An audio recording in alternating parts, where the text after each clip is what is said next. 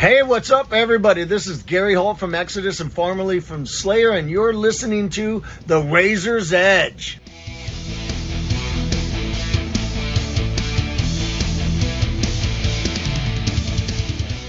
Alright, this is Matt from The Razor's Edge. I'm at Bloodstock Festival with John from Deathfiend.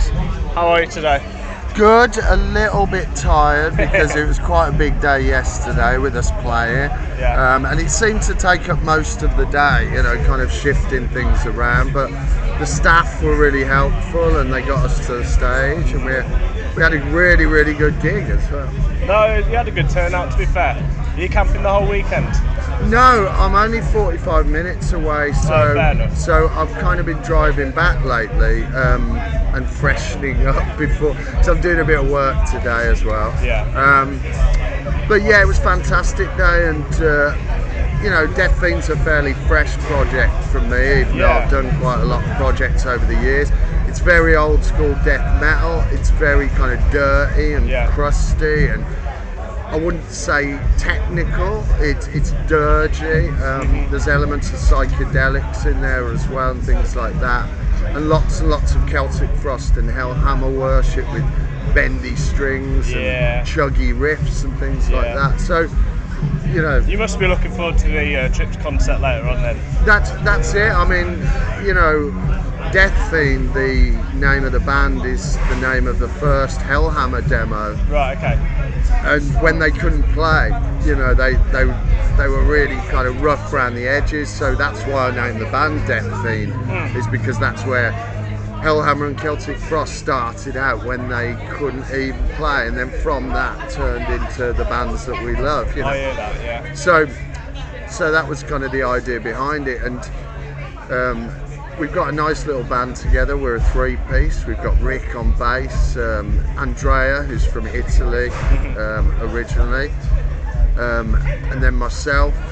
And we've got a kind of, we've got a little room that we kind of record everything in. You know, we do our own recording, DIY, and kind of just send it off to be mixed and things like that. So we do things really DIY, and we've got a great little kind of place in Birmingham where we can work. And we've been out doing some gigs as well. How is starting a project now compared to, say, late 80s, early 90s? Like, what's the difference being a new band in 22? It's really difficult. It's really difficult. I mean, it was difficult back then to get noticed.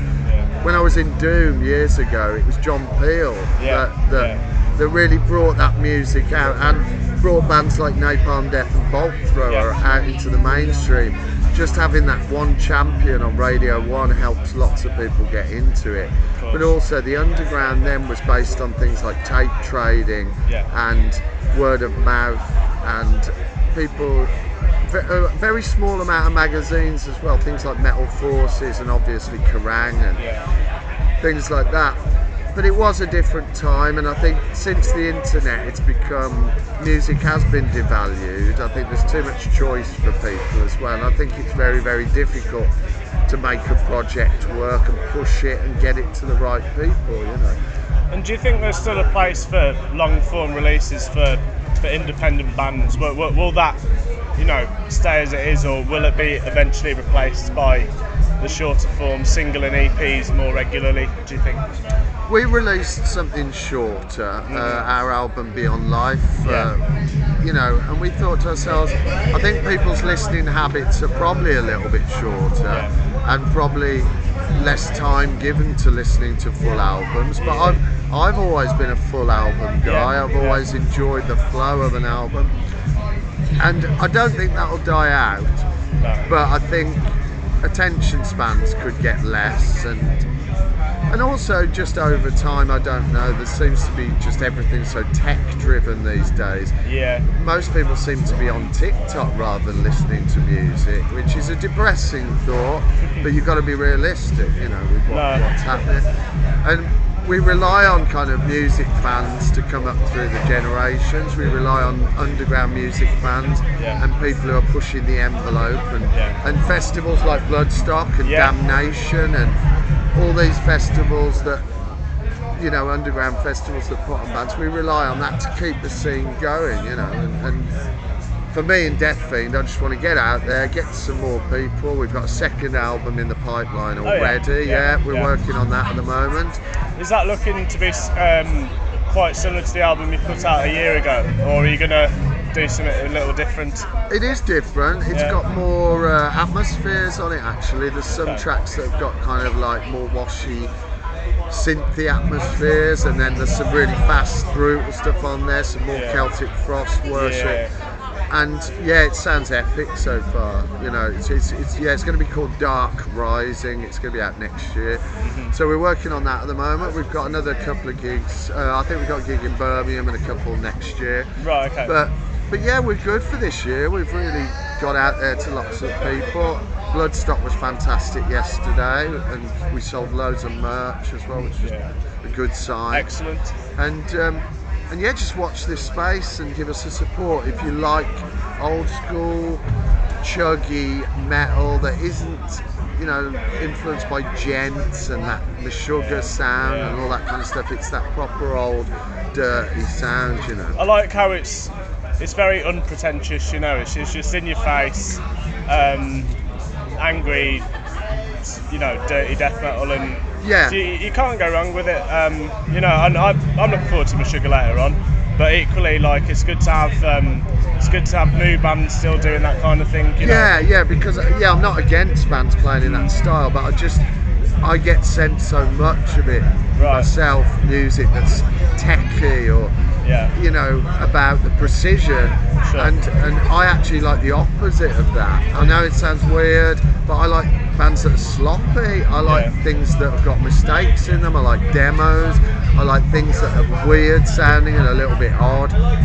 It's not everyone who wants ultra tight production all the time, and I'm one of those people, you know, who champions a bit of grime and horribleness and noise. So I think your ears can get a little bit kind of what's the word? It doesn't really have the same effect when you get the same super polished thing all the time. And it's just the way music's gone. Music's very techy now because people are using lots of tech. Absolutely, the quality of you know, when you see people taking their entire amp setup in like a handbag sized. Well, exactly.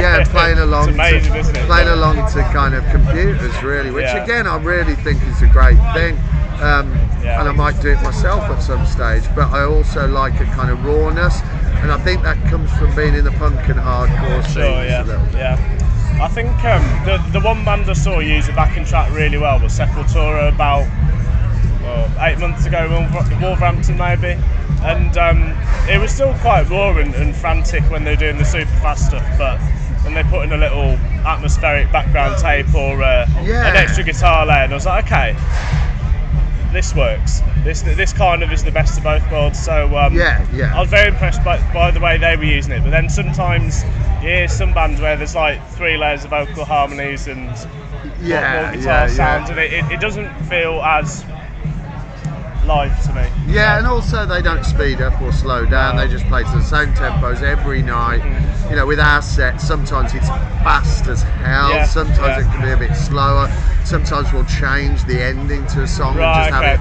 You know, we like to keep it a bit open like that. But I mean, having so much support at the moment, it's really nice. So we're just going to carry on and just I think it's good to be in Birmingham. To be in a band like that because it's got such a history. I mean, for good reason, people talk about the Sabbath and Napalm Death and Judas Priest of the world, but there's countless others. Countless others. Absolutely, and I think the UK has also, you know, brought up bands over the years that have got a unique style to the UK. You know, like Norwegian bands have got their style, and Swedish bands. You know, we've knocked out bands like Cradle of Filth, for instance. You know, who've got a mixture of grindcore and goth and black metal and stuff, and loads of good stuff over the years. And you know, even though it's a different time, I still find lots of exciting new music. You know. Absolutely. I always find the British sounds a little bit more ugly and miserable. Like if you take like Godflesh and Carcass and compare it to, I don't know, I'm on a mark where it's all uplifting and metal as togetherness. We're like metal as earth.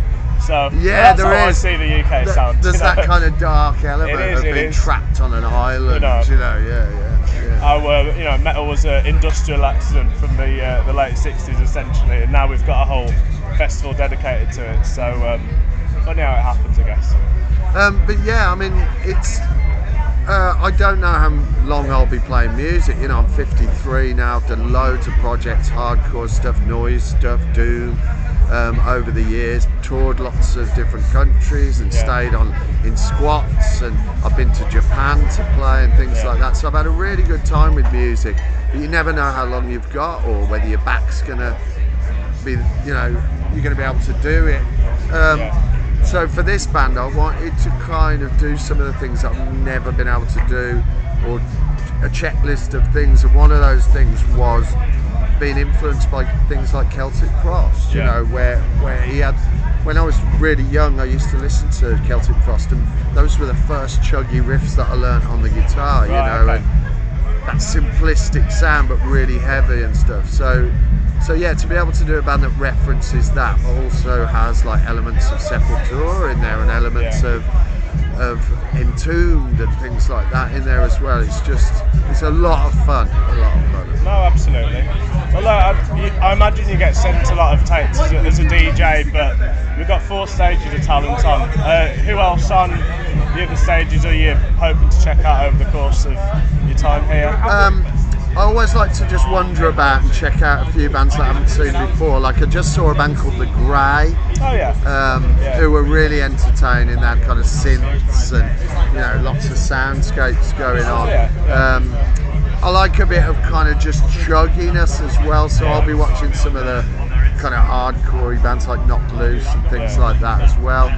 ABBA I'd like to see, because I love Me Immortal and Motorhead and things like that, and Bathory, and then obviously Celtic Frost, and Meshuggah are always entertaining and very clever as well.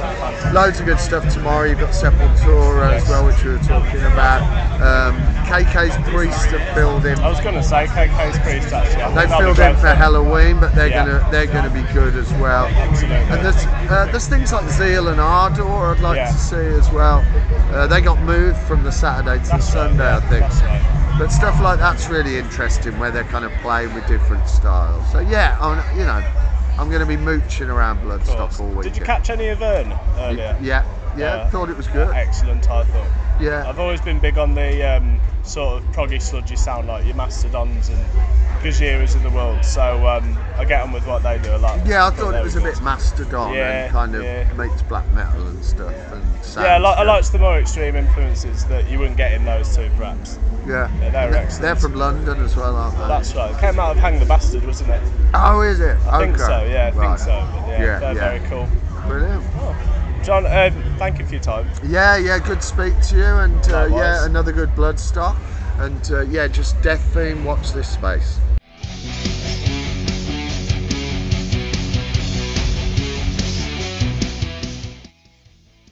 Thanks for listening. Make sure you keep up to date with future episodes by subscribing to our channels. For more information on this podcast, or for all the latest music news, reviews, interviews and more, head over to our website www.therazorsedge.rocks.